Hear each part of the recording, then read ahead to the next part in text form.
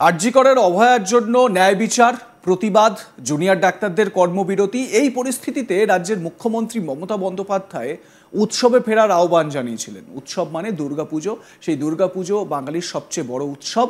সেই উৎসবে ফেরার আহ্বান জানিয়েছিলেন মুখ্যমন্ত্রী মমতা বন্দ্যোপাধ্যায়। সেই নিয়ে তর্কও কম হয়নি। উৎসব, সেই উৎসবে ফেরা, এই আবহে কিভাবে সম্ভব? অভয়াকাণ্ডের পর থেকে বাঙালির মন খারাপ। কোনোভাবে উৎসবে ফেরা কি সম্ভব? যদিও বাঙালি উৎসবে ফিরছে ঠিকই, বিভিন্ন জায়গায় প্রতিবাদও হচ্ছে। এই উৎসবের মধ্যেও প্রতিবাদ কিন্তু থেমে থাকছে না, প্রতিবাদও হচ্ছে। জুনিয়র ডাক্তাররা তারাও অনশন চালিয়ে যাচ্ছেন এবং প্রতিবাদ চালিয়ে যাচ্ছেন। এবারে এই পরিস্থিতিতে দিদি মমতা বন্দ্যোপাধ্যায়ের মতোই ভাই, তার প্রিয় ভাই অর্থাৎ বাঙালির দাদা, তার মুখে শোনা গেল উৎসবে ফেরার এক আহ্বান। আমি কার কথা বলছি আপনারা নিশ্চয়ই বুঝতেই পারছেন। দাদা বলছেন, জীবনে ক্লান্তি, অনিশ্চয়তা, দুঃখ, কষ্ট আছে, আর এসব কাটিয়ে দুর্গাপুজোর উৎসবে আমরা সামিল হই, কারণ বাঙালির সবচেয়ে বড় উৎসব দুর্গাপুজো, এর মধ্যে ভালো লাগা আছে।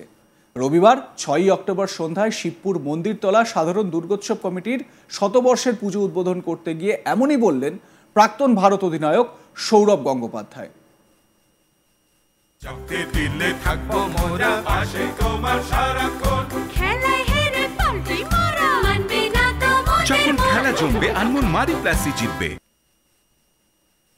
প্রসঙ্গত, আরজি কর কাণ্ডের আবহের এক মাসের মাথায় রাজ্যের মুখ্যমন্ত্রী সকলকে উৎসবে ফিরতে আবেদন জানিয়েছিলেন। তার যুক্তি ছিল, এই পুজোর সঙ্গে অনেকের রুটি রুজি জড়িয়ে রয়েছে। এবার সেই দিদি মমতা বন্দ্যোপাধ্যায়ের ডাকে তার প্রিয় সৌরভ গাঙ্গুলিকেও দেখা গেল উৎসবে ব্যস্ত হতে।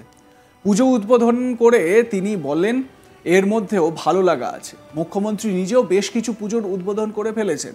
প্রতিদিন নিয়ম করে কয়েকটি পুজোর উদ্বোধন করছেন তিনি।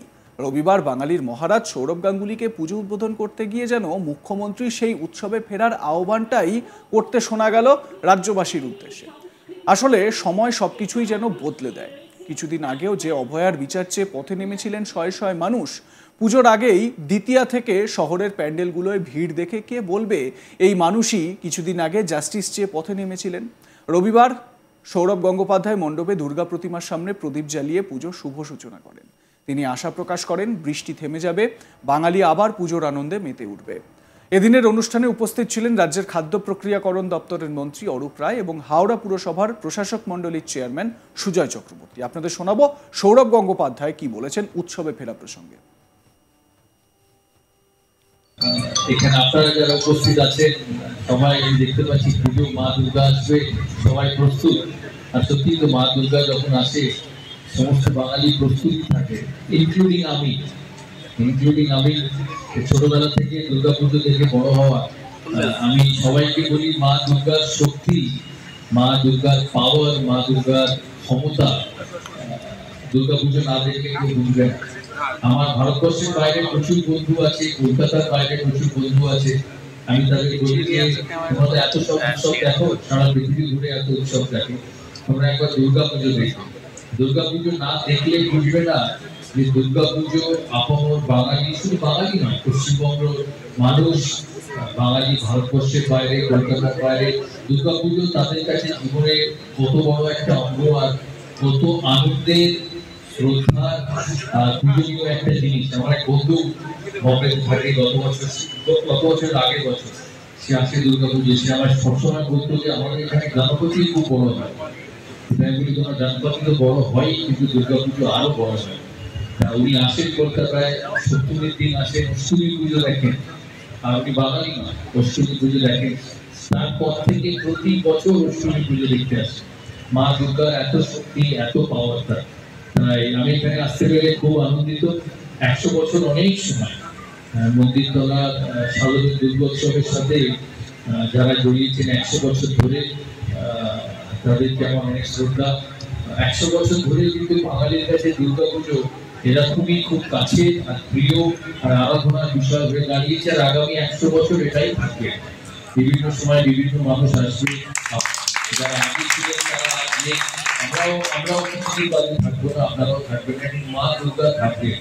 তাই বাঙালির এই সবচেয়ে বড় উৎসব, সবচেয়ে আনন্দের এই 7 থেকে 10 দিন আপনাদের খুব ভালো কাটুক।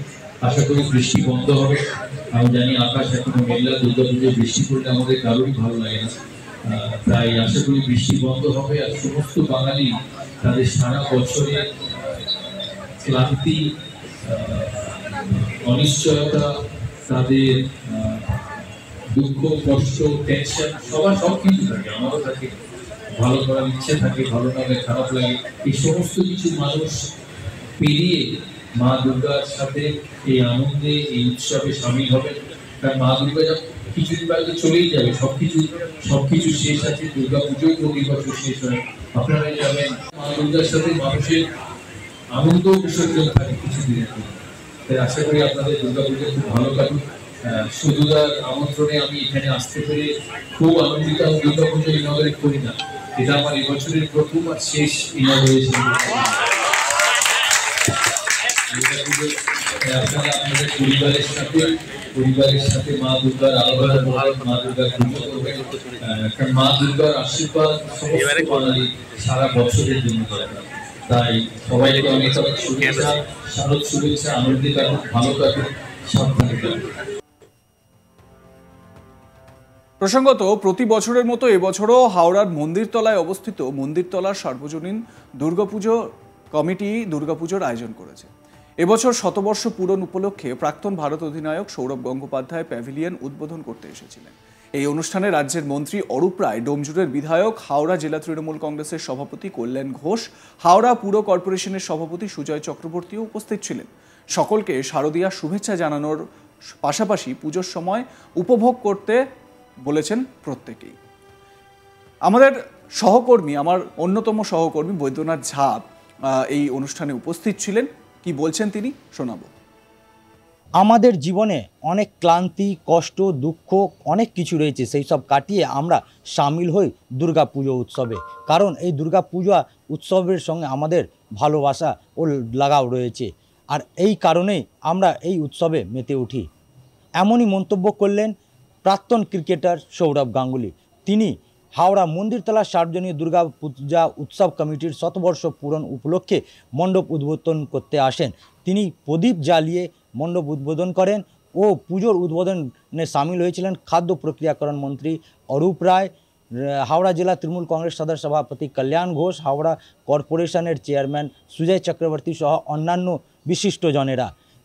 সৌরভ গাঙ্গুলি তিনি আশা প্রকাশ করেন যে পুজোতে বৃষ্টি হবে না, বৃষ্টি থেমে যাবে ও যে বাঙালি রয়েছেন সে বাঙালি এই পুজোর আনন্দ উপভোগ করতে পারবেন। কারণ এই পুজোর জন্য দীর্ঘ 1 বছর তারা অপেক্ষা করেন, আর সেই পুজোর লাইক, কমেন্ট, শেয়ার করতে ভুলবেন না। দেখতে থাকুন আজ তাক বাংলা।